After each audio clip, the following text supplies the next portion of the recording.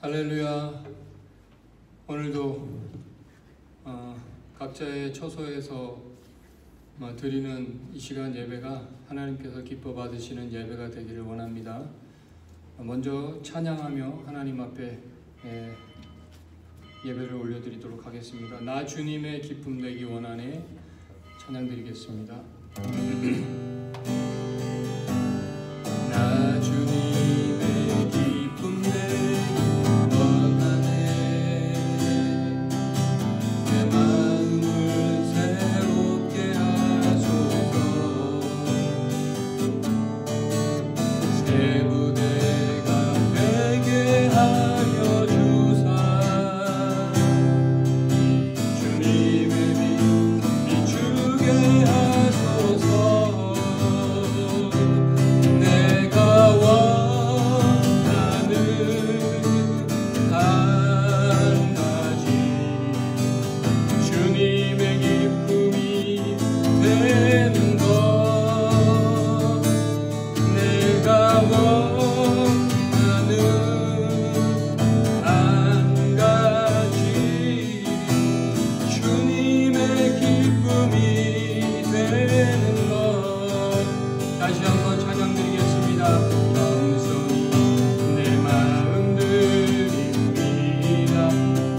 모든 것 받으소서. 나의 모든 것 받으소서. 나의 맘 깨끗게 씻어주사. 주의 길로 행하게 하소서. 내가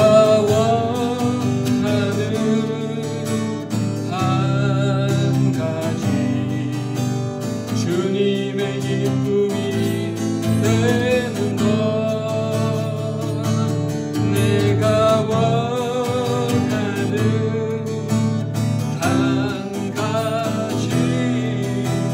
주님의 기쁨이 되는 것. 내가 원하는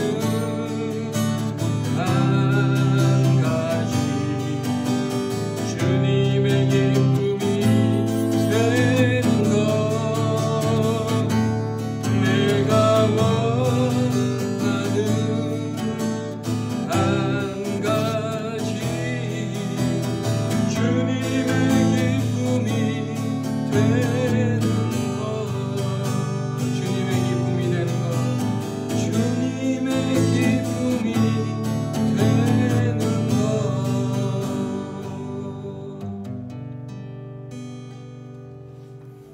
기도하겠습니다. 하나님, 오늘 우리의 예배를 받아주시고 예배 가운데 성령이여 임하셔서 우리의 마음을 새롭게 해 주옵소서.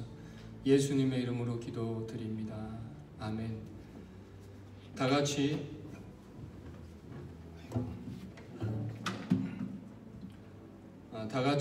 우리 송영 찬송 드리심으로 오늘 예배 하나님 앞에 올려드리도록 하겠습니다. 할 수 있으시면 자리에서 일어나셔서 함께 찬양하셨으면 좋겠습니다.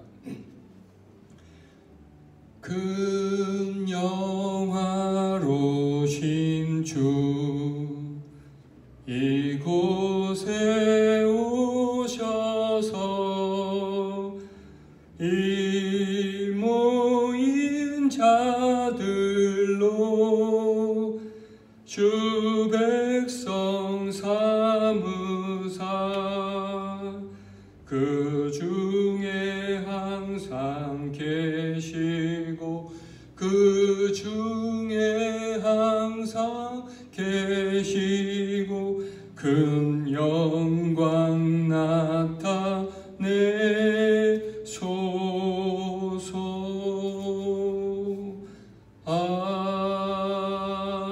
아멘. 다 같이 주기도문 하시겠습니다. 하늘에 계신 우리 아버지여, 이름이 거룩히 여김을 받으시오며 나라가 임하옵시오며 뜻이 하늘에서 이루어진 것 같이 땅에서도 이루어지이다. 오늘 우리에게 일용할 양식을 주옵시고 우리가 우리에게 죄 지은 자를 사하여 준 것 같이 우리 죄를 사하여 주옵시고 우리를 시험에 들게 하지 마옵시고 다만 악에서 구하옵소서. 나라와 권세와 영광이 아버지께 영원히 있사옵나이다. 아멘. 찬송가 한 장 부르겠습니다. 새 찬송가 563장이고요. 옛날 찬송가 411장 예수 사랑하심은입니다.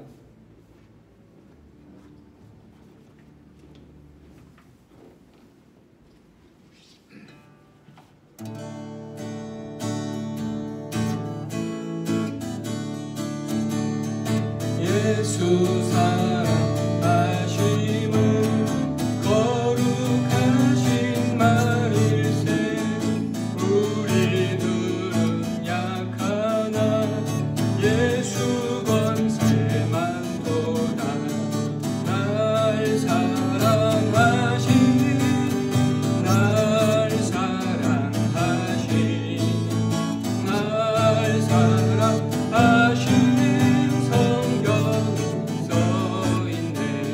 나를 사랑하시고 나를 사랑하시고 나의 죄를 가시서 문을 여시고 들어가게 하시네.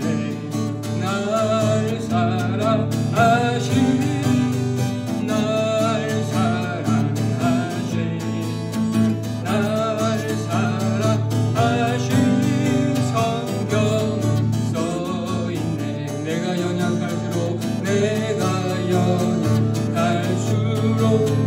더욱이 여기사 높은 보좌 위에서 낮은 나를 보신 날 사랑하신 날 사랑하신 날 사랑하신 날 사랑하신 성경에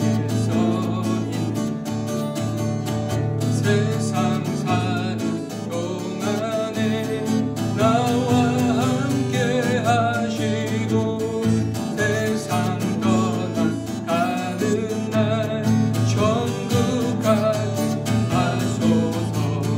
날 사랑하신 날 사랑하신 날 사랑하신 성경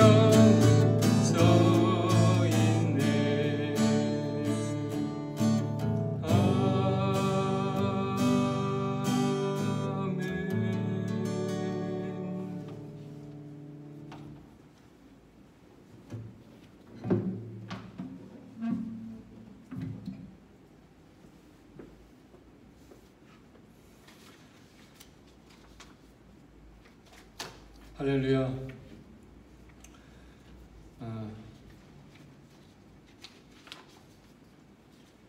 오늘은 참된 예배자라는 제목으로 하나님 말씀 전하려고 합니다. 오늘 여러분을 예배당이 아니라 인터넷을 통해서 영상으로 오늘 만나게 되었습니다. 먼저 어색하지만 우리 옆 사람과 한번 인사 한번 나눌까요? 당신은 참된 예배자입니다. 옆에 사람이 없으면 스스로에게 말씀해 주시기 바랍니다. 너는 참된 예배자야. 할렐루야. 아무쪼록 빨리 코로나19 바이러스로 인한 사태가 빨리 종식되어서 함께 모여 예배할 수 있기를 우리 모두가 두 손 모아 함께 기도해야겠습니다. 오늘 은혜 받으실 하나님 말씀은 예레미야서 7장 1절부터 15절 말씀입니다. 예레미야서 7장 1절부터 15절 말씀, 구약 1061페이지에 있습니다.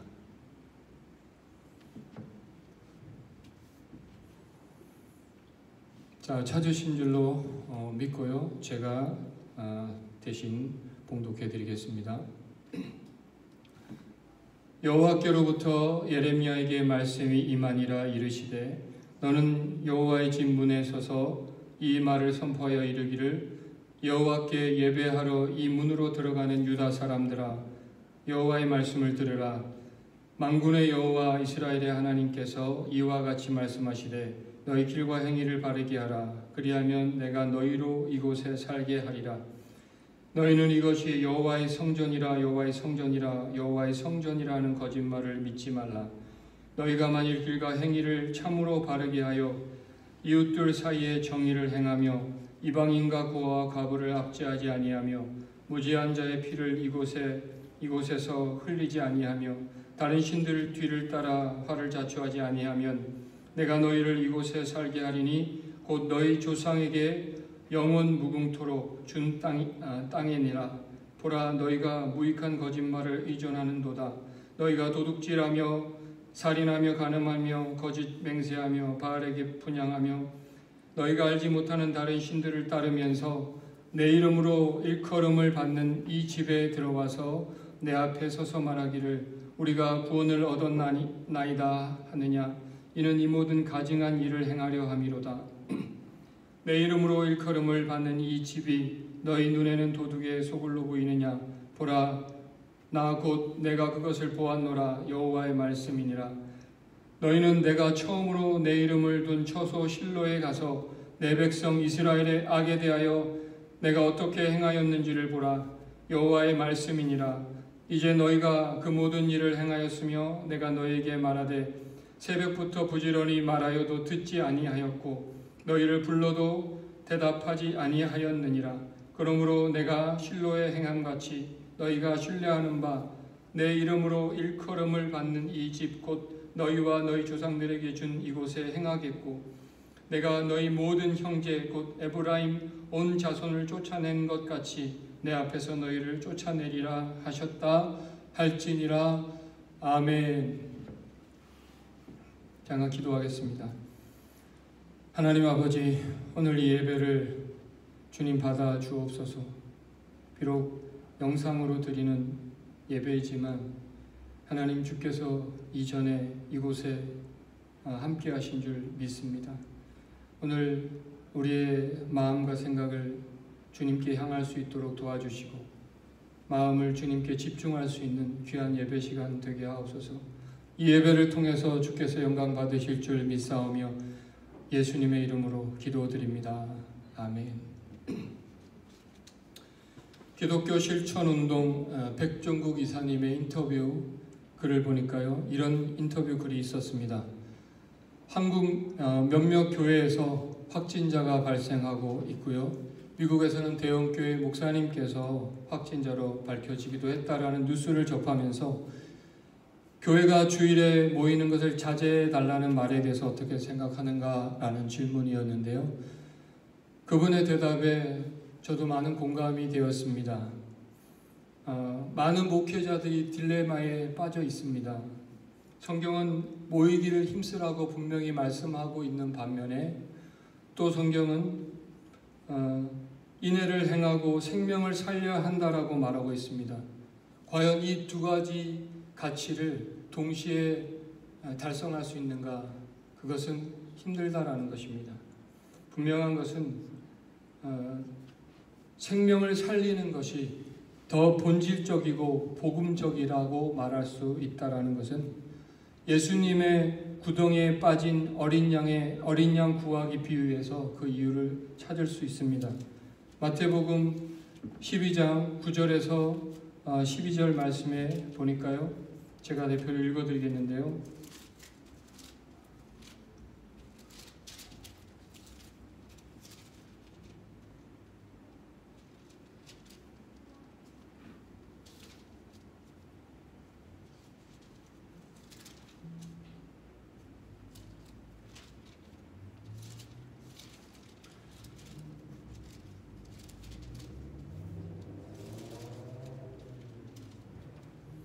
마태복음 9장 12장 9절에서 12절 말씀입니다.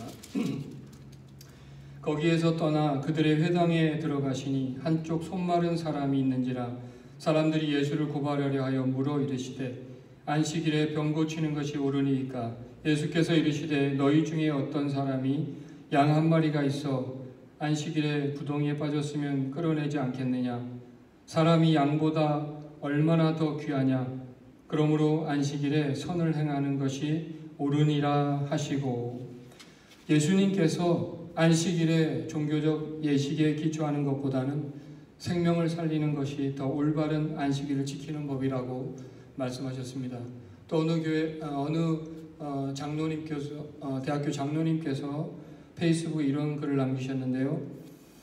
예배드리면 죽인다고 칼이 들어올 때 목숨을 걸고 예배 드리는 것이 신앙입니다. 그러나 예배 모임이 칼이 되어 남들의 목숨을 위태하게 하면 모이지 않는 것이 신앙입니다. 신앙에 사회적 책임이 있다라는 말씀을 하고 계신데요. 우리가 여기서 다시 한번 기억해야 되는 것은 교회는 건물이 아니라는 것입니다. 예수님을 믿는 부르심을 받은 사람들의 모임이 바로 교회입니다. 또 바울은 말하기를요, 너희가 하나님의 성령이 거하는 전인 줄을 알지 못하느냐 라고 말씀을 했습니다. 교회 건물은 바로 예배당일 뿐입니다. 마태복음에서 두세 사람이 내 이름으로 모인 곳에는 나도 그들 중에 있느니라. 우리가 가정에서 두세 사람이 모여 예배드리고 있다면 바로 거기가 교회가 되는 것입니다. 어느 목회자의 참회 기도문이라는 글을 보면서 참 많은 것을 느끼게 되었는데요. 요즘처럼 참 평범한 일상이 그리워지는 시간이 없었던 것 같습니다. 우리가 평범하게 예배를 드릴 수 있다는 것이 은혜였구나 하는 생각이 들었습니다. 마치 건강을 잃었을 때 건강의 가치를 발견하게 되는 것처럼 예배를 드리는 것이 힘들어졌을 때 예배가 소중했음을 깨닫게 되는 것이죠. 교회가 모이는 데만 힘썼고 교회 밖에서 더 빛나고 맛을 내는 빛과 소금의 삶을 살지 못했다라는 것입니다. 지난 한 주 저희는 새벽마다 예레미야서를 묵상했고요. 계속해서 제 머릿속에 떠나지 않는 것은 지난 한 주 동안 참된 예배가 과연 무엇인가를 묵상하게 되었습니다.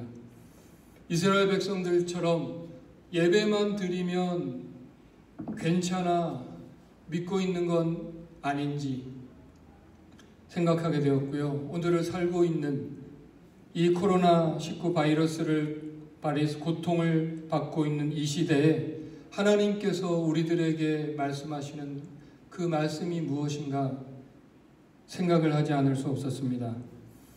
먼저 오늘 성경 예레미야 7장 1, 2절을 제가 여러분에게 읽어드리겠습니다.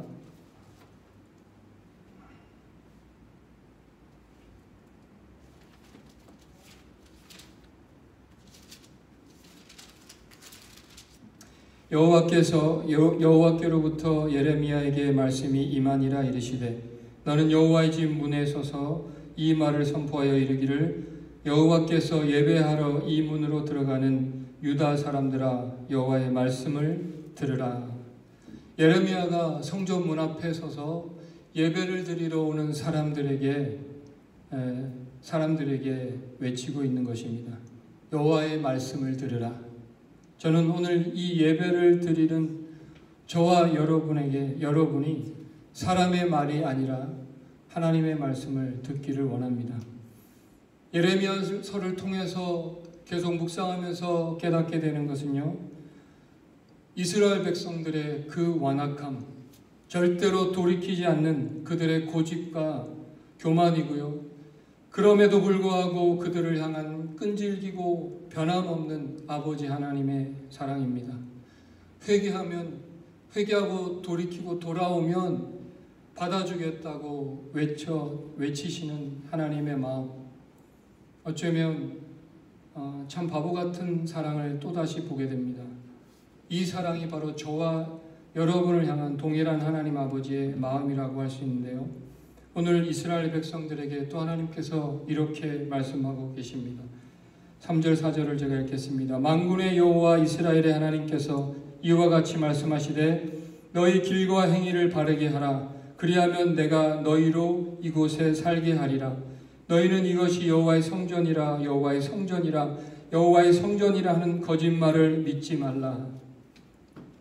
오늘 예레미야 7장은 바로 예레미야서 전체의 주제라고도 할 수 있고요, 핵심적인 말씀이라고 할 수 있는데요, 오늘 본문에서 말하고 있는 길과 행위는 한마디로 삶이라고 할 수 있고요, 너의 삶을 바꾸라. 공동 번역에서는 또 이렇게 번역하는데요, 생활 태도를 바꾸라고 번역되어 있습니다. 사람은 외모를 보거니와 나 여호와는 중심을 보느니라 에서 이 중심이 바로 정확히 번역하면 태도라고 할 수 있는데요, 예수님께서 보시는 것은 예배의 형식이 아니라 중심을 보신다, 예배자의 마음을 보신다는 것입니다. 예배자의 중심이 바로 참된 예배를 결정한다는 것입니다. 예배만 드리면 괜찮아 하는 것이 아니라 예배를 드리러 꼬박꼬박 갔지만 이스라엘 백성의 삶은 엉망이었습니다.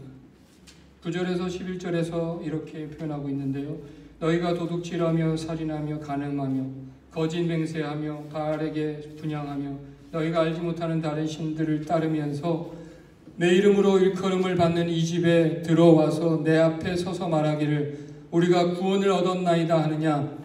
이는 이 모든 가증한 일을 행하려 함이로라. 내 이름으로 일컬음을 받는 이 집이 너희 눈에는 도둑의 소굴로 보이느냐. 보라, 나 곧 내가 그것을 보았노라. 여호와의 말씀이니라. 우리 하나님은 우리의 예배도 보고 계시고 우리의 삶도 보고 계시고 우리의 중심도 보고 계시다는 것입니다. 예배는 형식이 아니라 중심, 태도가 중요하다는 것입니다. 예수님 당시에 바리새인들은 누구보다 겉으로 보이는 드러나는 것에 치중했던 사람들이었습니다. 그래서 흠이 없을 정도로 잘 지키는 사람이었습니다. 기도하고 헌금하고 심지어 일주일에 2번씩 금식하며 말씀을 전했는데요, 그들을 향해서 예수님께서 회개하라고 끊임없이 그들을 책망을 쏟아내신 이유가 무엇입니까? 마태복음 23장 25절 26절에요 이렇게 말씀하고 계십니다. 마태복음 23장 25절 26절에 보니까요, 화 있을진저 외식하는 서기관들과 바리새인들이여, 장과 대접의 겉은 깨끗하되 그 안에는 탐욕과 방탕으로 가득하게 하는도다. 눈먼 바리새인들이여, 너는 먼저 안을 깨끗이 하라. 그리하면 겉도 깨끗하리라. 그렇다면 하나님께서 기뻐하시는 중심은 어떤 중심입니까? 우리는 하나님 마음에 합한 다윗을 통해서 힌트를 얻을 수 있는데요, 이스라엘 왕으로 기름 붓기 위해서 사무엘이 이새가 사는 마을로 갔습니다. 그 많은 사람들 중에 특별히 이새의 8명의 아들 중에 막내 다윗에게 왕으로 기름 부으면서 그에게 하신 말씀이 무엇입니까? 사람은 외모를 보거니와 나 여호와는 중심을 보느니라. 그 다윗의 중심이 어땠습니까? 그가 남긴 많은 시편을 통해 그의 중심을 엿볼 수 있다면 그의 마음은 그는 하나님을 향한 갈급함이 있었던 사람이었습니다. 하나님이여, 사슴이 시냇물을 갈급한 같이, 시냇물을 찾기에 갈급한 같이 내 영혼이 주를 찾기에 갈급하나이다. 나의 영혼이 잠잠히 하나님만 바라며 나의 구원이 그에게서 나는도다. 나의 힘이 되신 여호와여, 내가 주를 사랑하나이다. 우리의 중심이 어떠할 때 하나님이 기뻐하실까요? 바로 하나님을 의지하는 태도, 하나님을 어린아이같이 바라보고 의지하는 마음입니다. 시편의 주제라고 할 수 있는 시편 1편에 다윗의 중심이 더 잘 나타나 있습니다. 시편 1편입니다. 복 있는 사람은 악인들의 꾀를 따르지 아니하며 죄인들의 길에 서지 아니하며 오만한 자들의 자리에 앉지 아니하고 오직 여호와의 율법을 즐거워하여 그 율법을 주야로 묵상하는도다. 그는 시냇가에 심은 나무가 철을 따라 열매를 맺으며 그 잎사귀가 마르지 아니함 같으니 그가 하는 모든 일이 다 형통하리로다. 여기서 시냇가에 심은 나무가 상징하는 사람은요, 어떤 사람을 상징합니까?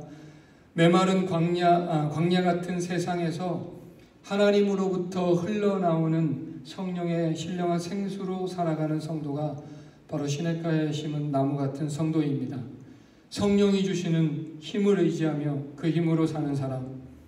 또 시냇가에 심은 나무는요, 그 뿌리를 시냇가에 내려서 물을 충분히 공급받는 사람입니다. 여기서 물이란 말씀을 의미하기도 하는데요, 하나님의 말씀에 깊이 뿌리를 내려서 말씀을 공급받으면서 사는 인생입니다. 바로 이런 중심을 가진 사람을 찾으신다는 것입니다. 또 여호수아 1장에서 가나안 정복을 앞두고 있는 여호수아에게 주시는 말씀입니다. 7절, 8절, 9절입니다.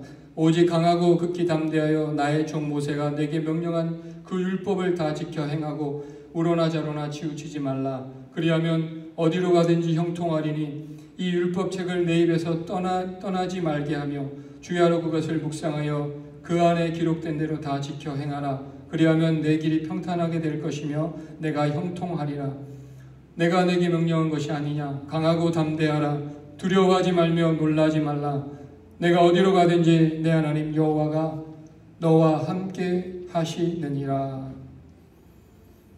이제 가나안 정복에 앞서 두려워하고 있는 여호수아에게 전쟁에 나가서 전쟁에 대한 전략이나 방법을 알려주셔야 하지 않겠습니까? 그런데 말씀을 주야로 묵상하라는 것입니다. 무슨 말씀입니까? 어떠한 상황에서도 하나님을 의지하라는 말씀입니다. 찾고 구하고 두드리는 사람. 시편 34장에는요, 젊은 사자는 궁핍하여 줄일지라도 여호와를 찾는 자는 모든 좋은 것에 부족함이 없으리로다. 가장 힘세고 강하고 능력 있는 존재를 상징하는 사자도 궁핍할 때 여호와를 찾는 자는 모든 좋은 것에 부족함이 없다. 결국 여호와를 찾는 자가 가장 강한 사람이라는 것입니다. 왜 그럴까요? 모든 것을 하나님이 공급해 주시고 하나님이 공급자가 되시기 때문에 부족함이 없는 것입니다. 하나님은 온 땅을 두루 감찰하고 두루 살피신다고 말씀하십니다. 그래서 전심으로 자기를 향하여 있는 자를 향해서 능력을 베푸신다고 말씀하고 계신데요. 또 성경은 하나님은 어떤 사람을 찾으신다고 말합니까? 아버지께서 자기에게 이렇게 예배하는 자를 찾으시느니라. 어떻게 해요? 영과 진리로 예배하는 자. 다윗과 같은 중심으로 하나님을 구하고 찾으며 의지하며 예배하는 사람. 하나님은 결코 형식에 속지 않으십니다. 겉으로 보이는 외모에 속지 않습니다. 하나님은 우리의 중심이 올바른가, 여호와를 찾고 구하고 있는가, 바로 그런 예배자를 지금도 찾고 계신다라는 것입니다. 이스라엘 백성들에게 두 가지 죄악이 있다고 예레미야서에서 말씀하고 있는데요.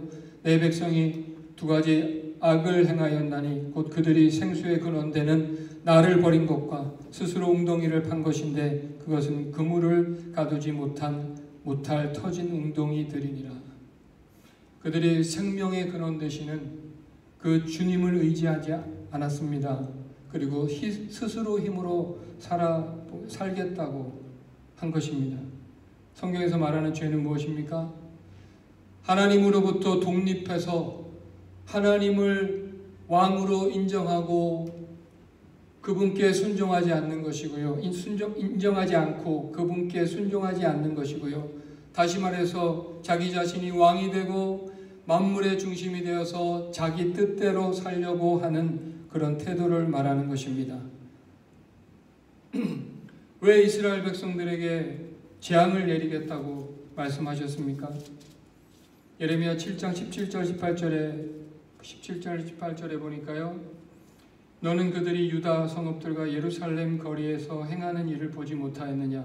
자식들은 나무를 줍고 아버지들은 불을 피우며 부녀들은 가루를 반죽하여 하늘의 여왕을 위하여 과자를 만들며 그들이 또 다른 신들에게 전제를 범으로 나의 노를 일으키느니라. 8장 2절에도요. 그들이 사랑하며 섬기며 뒤따르며 구하며 경배하던 해와 달과 하늘의 뭇 별 아래서 펼쳐지게 하리니. 그들이 마땅히 섬겨야 할 하나님이 아니라 우상들을 그렇게 섬겼다는 것입니다. 하나님보다 다른 것에 마음이 향해 있다면 그것이 우상이라는 것입니다. 여호와께 돌이키라는 말은 뭡니까? 세상을 향해 있던 마음을 하나님께로 향하게 하는 것이죠. 다른 말로 이것이 바로 회개입니다. 돈 많이 벌어서 좋은 집 좋은 차 잘 먹고 잘 사는 것이 더 이상 우리의 삶의 목표가 되어서는 안 되는 것이고요. 바로 그 여호와를 인정할 때 인정하지 않을 때 벌어지는 일이 타락이고요. 그 타락한 인간들의 그 탐욕스러운 자아를 만족시키기 위해서 벌어지는 일들이 교만, 음란, 질투, 포화, 거짓말 같은 죄를 짓게 한다는 것입니다. 그 여정의 끝은 심판과 멸망과 사망인 것입니다. 이스라엘 백성에게 우리 이스라엘 백성들처럼 우리에게 예루살렘의 성전이 있어서 성전이 있고 우리가 예배하기 때문에 어떠한 외부의 세력에서도 안전하다 믿고 있었지만 그것은 거짓 평안이었습니다. 예배가 그들을 살려주는 것이 아니었습니다. 시편 4장 8절에 보니까요. 내가 평안히 눕고 자기도 하리니 나를 안전히 살게 하시는 이는 오직 여호와시니이다. 우리가 드리는 예배 형식이 우리를 살리는 것이 아니라 우리를 안전하게 하시는 이는 바로 오직 여호와 하나님.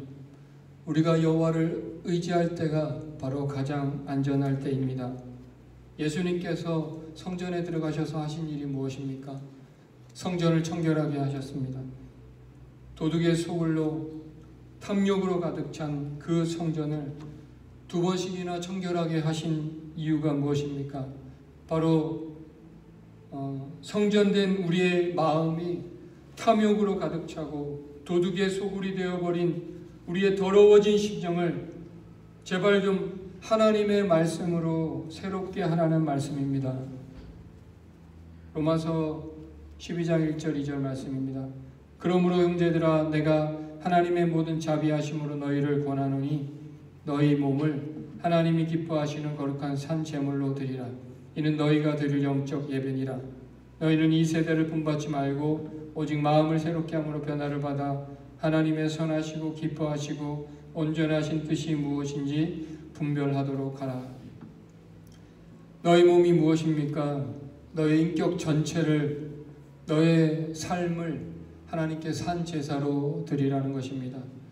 바른 길을 바른 길을 걸어가는 것이 참된 예배입니다.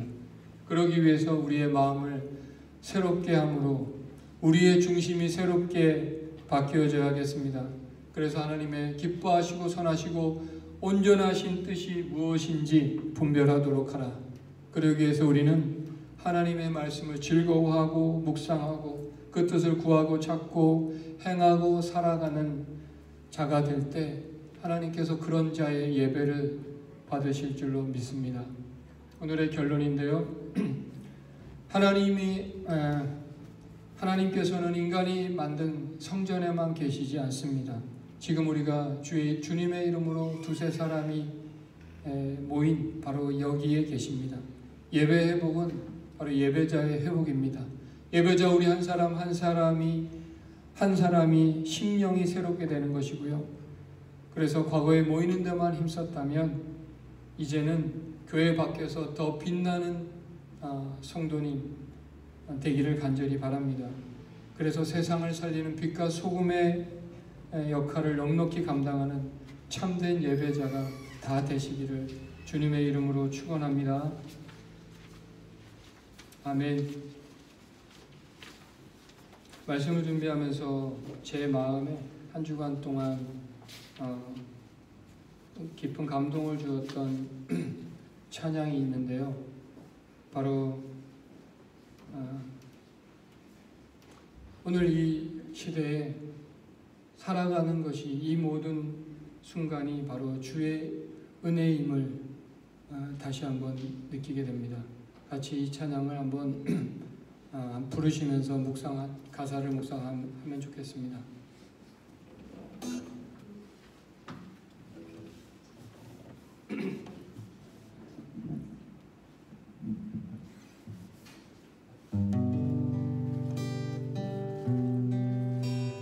주 나의 모습 보네, 상한 나의 맘 보시네.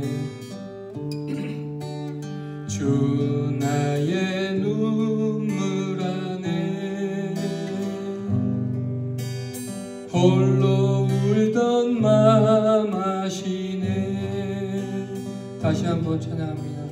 주 나의 모습 보네, 상한 나의 맘 아시네. 주 나의 눈물 안에 홀로 울던 맘 아시네. 세상 소망 다 사라져가도 주의 사랑은 끝이 없으니, 살아가는 이 모든 순간도 주의 힘을 나는 믿네. 주 사랑 내게 있네. 그 사랑이 날 채우네. 주 은혜 내게 있네. 그 은혜로 날 세우네. 세상 소망 다 사라져가도 주의 사랑은 끝이 없으니, 살아가는 이 모든 순간이 주의 힘을 나는 믿네. 세상 소망 다 사라져가도 주의 사랑은 끝이 없으니, 살아가는 이 모든 순간이 주의 힘을 나는 믿네. 주 은혜 힘을 나는 믿네. 주 은혜 힘을 나는 믿네. 오늘 말씀을 통해서 하나님 주신 은혜를 기억하기 원합니다. 하나님, 이 시대에, 이 신앙을 지키기 힘든 시대에 많은 사람들이 타락의 길을, 넓은 길을 걸어가고 있는 이 시대에 하나님, 우리가 믿음의 길을 걸어가길 원합니다. 우리가 예배드리는 것이 주의 은혜였음을 믿습니다. 아버지 하나님, 오늘 내가 살아가고 있는 것이 주의 은혜임을 믿습니다. 아버지 하나님, 오늘 우리의 일상에 감사할 수 있게 하시고 한 주간 참된 예배자로 우리가 살아갈 수 있도록, 그래서 하나님께서 찾으시는 바로 그 한 사람이 되기를 간절히 원합니다. 하나님, 이 시간 우리의 마음 중심이 하나님이 보시기에 아름답게 새롭게 되어서 진정한 예배 회복이 우리 삶 가운데 있게 하여 주옵소서. 다시 만났을 때는 우리의 심령이 새롭게 되어서 정말 하나님으로 주의 성령으로 가득하여서 우리가 더 환한 모습으로 그리스도의 사랑으로 서로 만날 수 있는 그런 아름다운 기쁜 우리에게 성도님 다 되게 하여 주옵소서. 우리의 부족한 영상으로 예배를 드리는 이 안타까운 현실을 주께서 아시오니 우리의 죄와 우리 허물 다시 한번 주님 앞에 회개하고 돌이키고 더 주님을 향한 그 간절함과 갈급함이 살아날 수 있는 은혜를 베풀어